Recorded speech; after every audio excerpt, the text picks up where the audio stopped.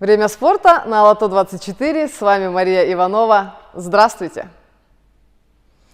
Айбек Абдымамунов назначен директором Департамента физкультуры и спорта Кыргызстана. Прежний глава Канат Шабданбаев подал в отставку. Трудовому коллективу Айбека Абдымамунова представил заместитель председателя Кабинета министров Идиль Байсалов. Айбек Абдымамунов родился 15 октября 1983 года в городе Караколе Иссыкульской области. Окончил Иссыкульский государственный университет имени Касыма Тыныстанова по специальности физическая культура. Занимался тренерской работой, был управляющим стадиона имени Долюна Умурзакова. С 2020 года был директором государственного учреждения управления спортивными сооружениями и спортивного обеспечения при Департаменте физической культуры и спорта при Министерстве культуры, информации, спорта и молодежной политики Кыргызской республики. Айбек Абдымамунов – чемпион мира среди молодежи, участник Олимпийских игр, судья национальной категории, мастер спорта международного класса по боксу. Александр Крестинин на этой неделе покинул пост главного тренера сборной Кыргызстана по футболу. Об этом сообщил Кыргызский футбольный союз. По данным КФС, решение было обоюдным. Александру Крестинину 44 года. Он возглавлял сборную Кыргызстана в 2014 году и по 2023. Под его наставничеством команда впервые в своей истории получила путевку на Кубок Азии 2019 года и дошла до 1/8 финала турнира. Он был удостоен звания «Лучший тренер Кыргызской республики» и награжден орденом Данакер. В эфире Авторадио Крестинин рассказал о своей отставке.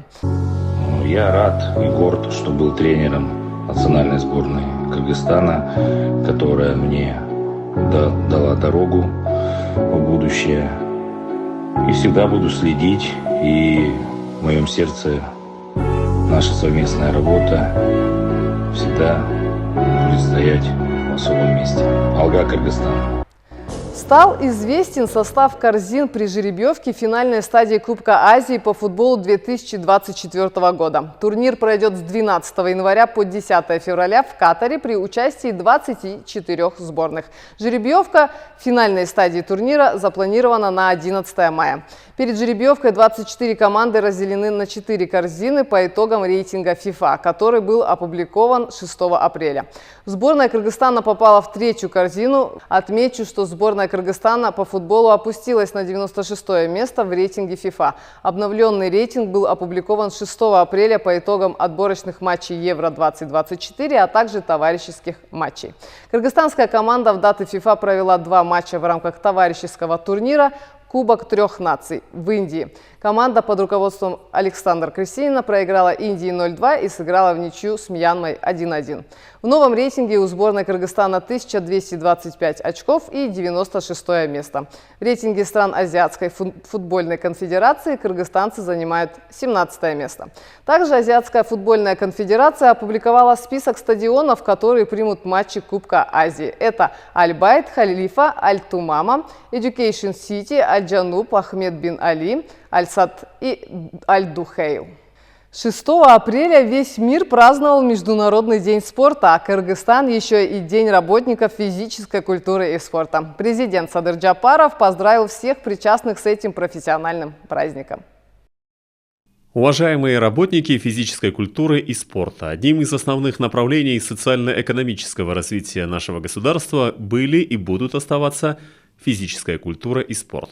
Сегодня в этой области работают тысячи специалистов. Безусловно, их вклад в развитие спорта и достижение высоких результатов в международной арене огромен.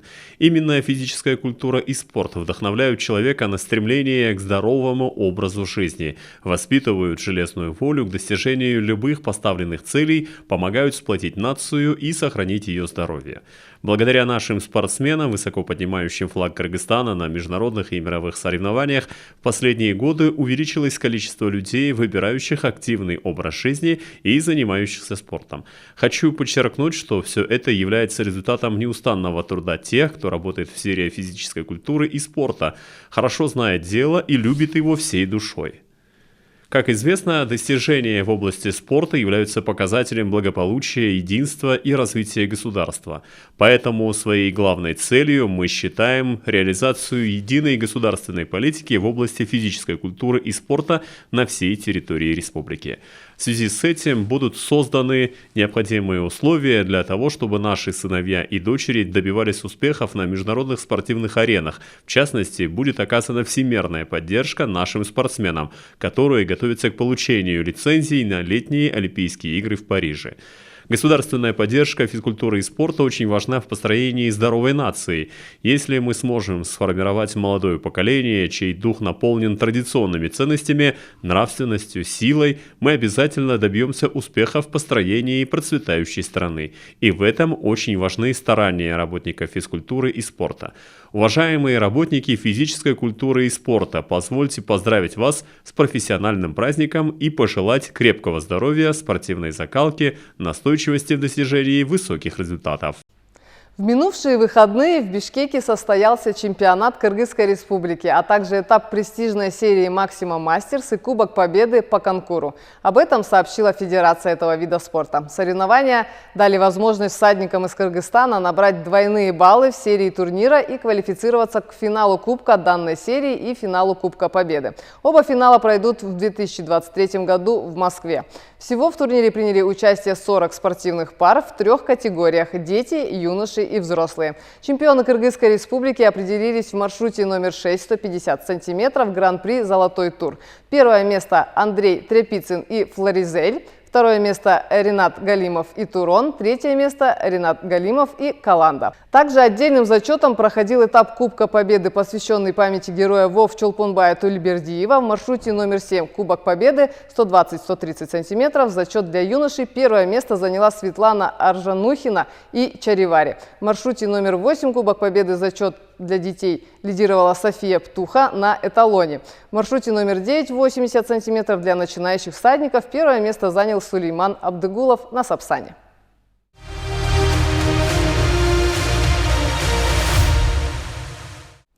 В Бишкеке состоялось открытие велосезона 2023 года, приуроченное к 145-летию столицы с участием мэра Бишкека Эмильбека Абдыкадырова. Велопробег прошел по маршруту площадь Алато, Парк Победы имени Асанова. Всего в мероприятии участвовало 2000 человек. В завершении мероприятия для участников была организована шоу-программа с вручением призов.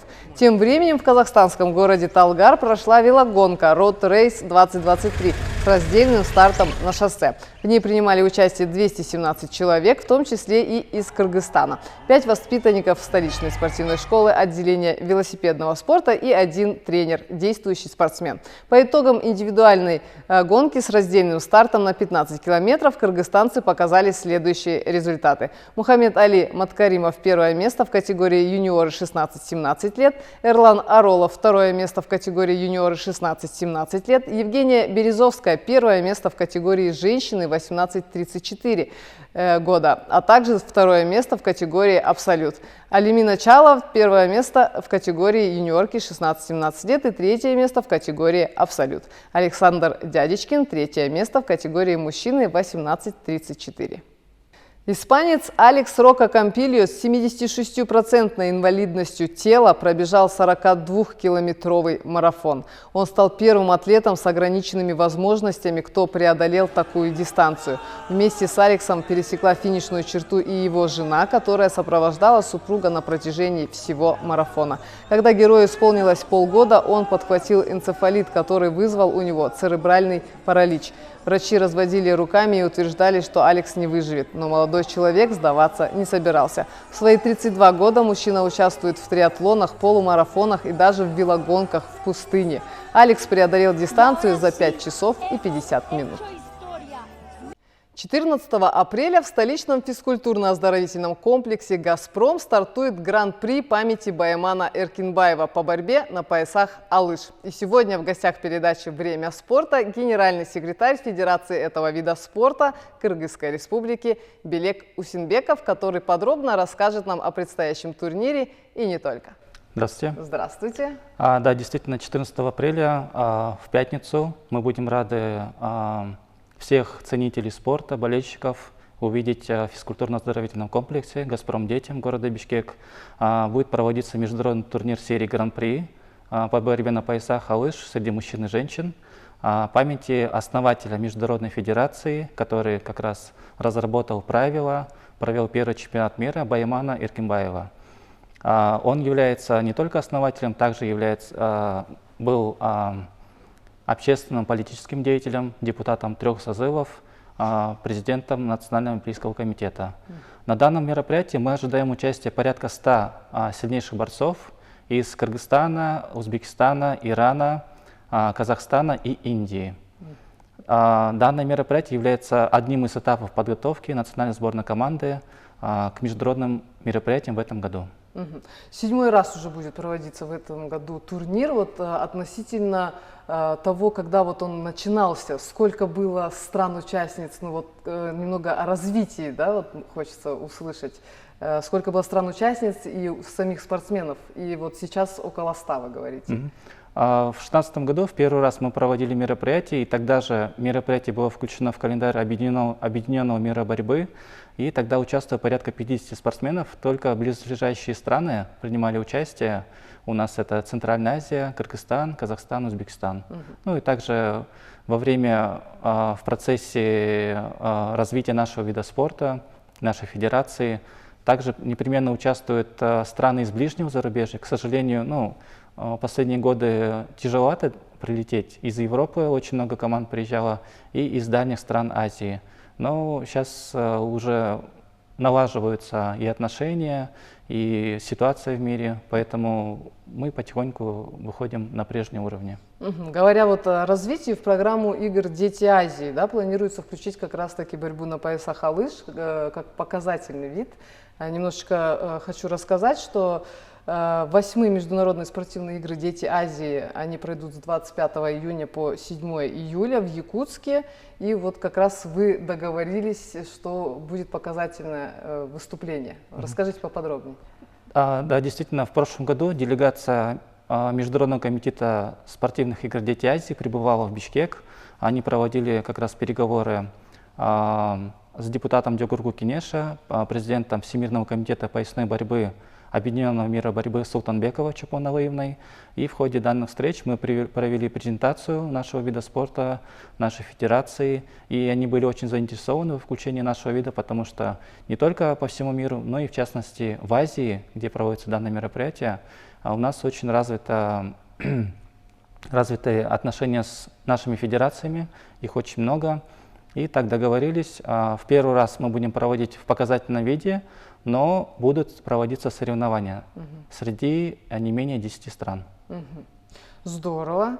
Например, на этой неделе как раз-таки удостоились звания мастер спорта несколько спортсменов, да? Это Наурзбек Мирланбеков, Турунбек Сапанов, Айдар Эркулов и Калызбек Каюмов. И, насколько я знаю, это не все спортсмены, которые получили звания. Есть у нас еще на юге ребята, которые просто физически не были в Бишкеке. Да, все верно. И на предстоящем как раз мероприятии, турнире Гран-при памяти Баймана Эркинбаева, спортсмены, которые находились в регионах, они прибудут специально в Бишкек. Помимо того, что будут участвовать в соревнованиях, также мы их наградим соответствующими спортивными званиями мастеров спорта и международного класса, которые они удостоились по итогам выполненных результатов в прошлом году. И, кстати, у нас хорошие новости. В прошлом году 2 спортсменов завоевали титулы чемпионов мира, и таким образом они обеспечили себе присвоение спортивного звания «Заслуженный мастер спорта». Это не каждый день происходит, и как раз на турнире Гран-при они будут награждены. Это Бахтияр Кырзы Нурзат и Кудайбердиев Эсенбек. С чем мы их сердечно поздравляем. Спасибо. Здорово. Если еще говорить о турнире предстоящем, он будет проходить только 14 апреля или 2 дня будет? Только 1 день. 1 день. Начало уже знаете Начало во в 10 сколько? утра. В 10 утра. И вход для болельщиков, он платный или бесплатный? Свободный. Свободный. Здорово. Всех ждем на классном турнире международном, да?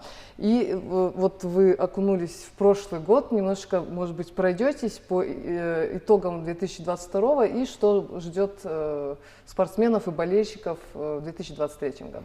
Да, одним из самых основных для нас важных в прошлом году были как раз 4-й Всемирные игры кочевников, которые проводились в городе Изник, Турция. И в рамках этого мероприятия борьба на поясах и лыж была включена от Кыргызстана единственной но в последний момент Кокбурю тоже было добавлено, то есть 2 вида спорта кыргызских было представлено. И из 58 медалей, которые завоевали кыргызстанские спортсмены по всем видам спорта, наши ребята, для которых мы организовали там чемпионат мира в рамках игр кочевников, они завоевали 20 медалей, то есть почти треть. Если говорить про мероприятие в этом году, как раз после данного турнира будет проводиться чемпионат Азии в городе Джизак, Узбекистан. Там будут участвовать порядка 19 стран Азии. Далее мы будем проводить осенью этого года в Турции чемпионат мира. И также в этом году очень крупное мультиспортивное мероприятие «Всемирные игры боевых искусств. Спорт-аккорд», которое проводится раз в 4 года. Это мероприятие самого высочайшего уровня. Там и Саудовская Аравия, да, город да, Риад. в конце октября. Да. И там мы договорились с принимающей стороной, и мероприятие будет проводиться также под эгидой Объединенного мира борьбы. По 5 весовым категориям мы будем проводить мероприятия. Здорово. А вот памяти Баймана Эркинбаева сколько будет весовых категорий? Всего 18 категорий. 18. Да, 12 среди мужчин и 6 среди женщин. Отлично. Ну и давайте поговорим немножко о развитии этого вида спорта в нашей стране. Как вот вы делаете акцент на регионы, потому что я знаю, что вот в основном все-таки мощные спортсмены у нас с юга. Да.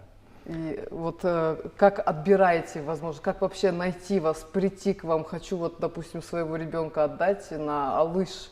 И вот где искать, может быть, Инстаграм, Фейсбук страницы? Да, мы находимся в городе Бишкек, наш офис федерации. Также в электронном порядке можно будет получить доступ ко всей информации, что мы проводим, каких результатов добиваемся. Имеются странички в Facebook, Instagram, а также в Телеграме. Там имеются контакты для того, чтобы обратиться с разными вопросами, в том числе отдать детей, юношей на секции. В городе Бишкек имеются секции, а также в регионах. А по поводу развития, ежегодно при поддержке Министерства культуры, информации, спорта, молодежной политики проводятся мероприятия и в регионах, и в городе Бишкек, и в городе Ош. Также они проводятся не только среди мужчин и женщин, но и среди детей. Вот касательно игр «Дети Азии». Кстати, «Дети Азии» это является такой очень для нас важной площадкой, потому что мы только, можно сказать, с 2019 года вплотную, как бы официально начали заниматься развитием детско-юношеского спорта. Ежегодно проводим и как международные соревнования, так и чемпионаты, отборочные мероприятия. А «Дети Азии» это, можно сказать, площадка для реализации детских таких целей, чтобы перейти в Олимпийские игры. То есть вид спорта лыж рассматривается на то, чтобы войти в Олимпийские игры? Да, мы еще с 2018 года активно над этим работали. В 2018 году была хорошая возможность войти в олимпийскую семью. Это пока что азиатские игры. И они проводились в Индонезии, в городе Джакарта. Но, к сожалению, в последний момент нас переместили в формат показательных игр. Такое мероприятие, как азиатские игры, это является первым этапом для вхождения в программу Олимпийских игр. Но я уверен, что на этом мы не остановимся. В 2028 году мы планируемся снова подать заявку на вхождение в азиатскую олимпийскую программу и в 1932 году уже в основную олимпийскую программу. Я желаю успехов вам, чтобы обязательно это все получилось. И вы не озвучили страницу Facebook, как называется у вас точно, и Instagram тоже озвучите. Да, Всемирная федерация лыж, World Лыж Federation на русском, на английском языках и на кыргызском. Мы скидываем информацию, фотографии, видеоматериалы. Приходите, очень будет интересно. Хорошо, вот вы говорите в основном там как мужчины и женщины, да, но вот есть ли у нас потенциальные девочки, спортсменки, которые показывают результат? Может быть, вы кого-то выделите или отметите? У нас очень много таких спортсменок. Почему? Я всегда говорю в равной степени мужчины и женщины, потому что это современные требования к современным видам спорта, в том числе олимпийским, это равенство полов, и мы этого очень сильно придерживаемся. А среди девочек порой даже показывают наилучшие результаты, чем среди мужчин.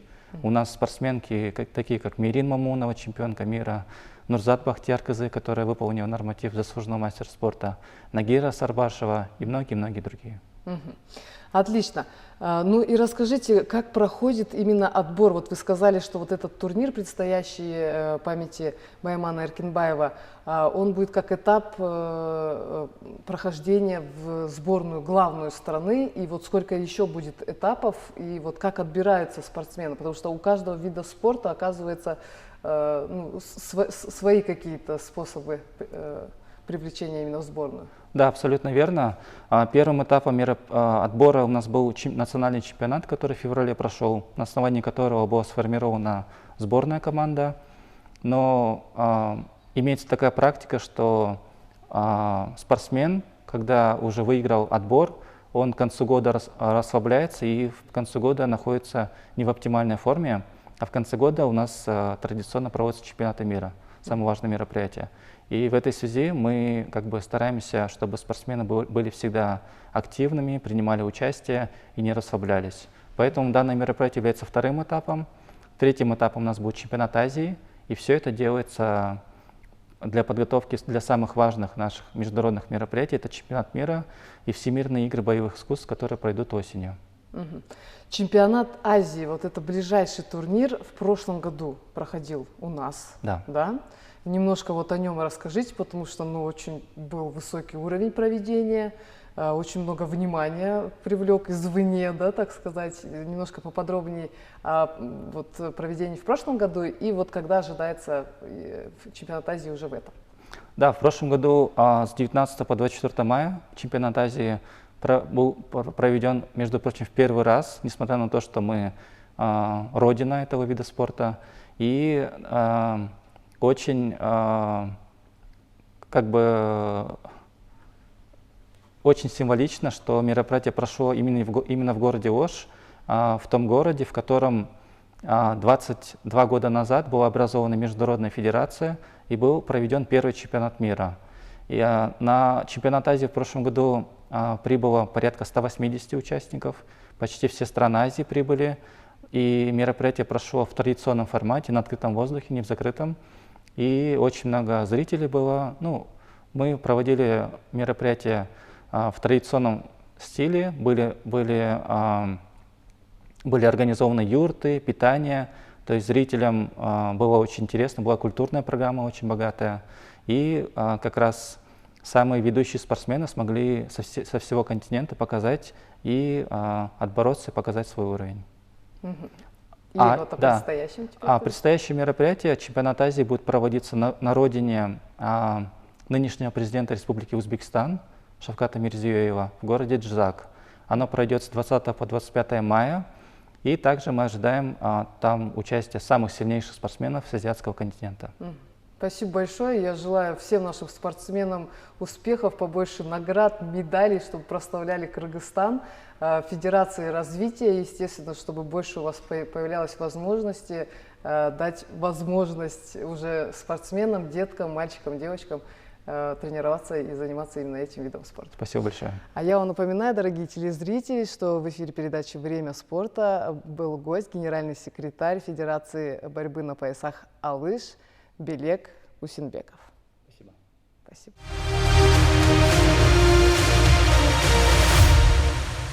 Чемпионат Азии, который пройдет 9-14 апреля в Астане по спортивной борьбе, будет транслировать в прямом эфире КТРК «Спорт». А это были главные спортивные новости. Занимайтесь спортом, держите себя в тонусе и смотрите передачу «Время спорта». До новых встреч!